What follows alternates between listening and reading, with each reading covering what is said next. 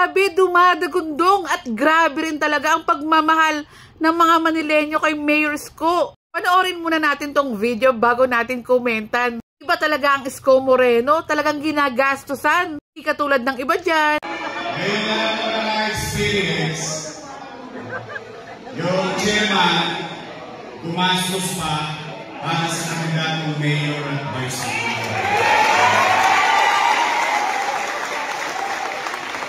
Bira yun.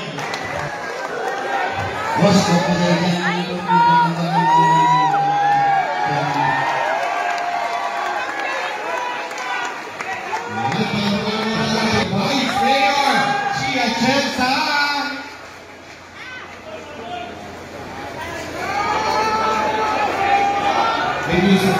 klase talaga si Mayor Isko, hindi katulad ng iba dyan, self-proclaimed, galing daw sa sarili nilang bulsa. Ang ginagastos nila at pamimigay ng mga kung ano-ano. Nuwari ka pa, pondo din ng bayan yun, may video ka nga nagpapasalamat ka eh. Nabigay sa'yo ng national o sa tulong sa'yo ng national. Dahil kongresista ka, or sariling bulsa pero babawiin sa taong bayan.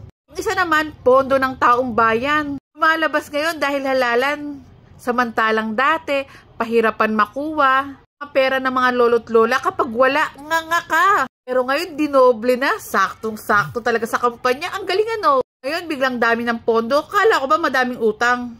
Pero health center at hospital, walang gamot. Kaya yung taong bayan, full support kay Mayor Isko Moreno. Gusto na nilang bumalik ang gobyernong tapat, mabilis kumilos, at una lagi ang kapakanan ng tao. Alam niyo na, let's make Manila great again.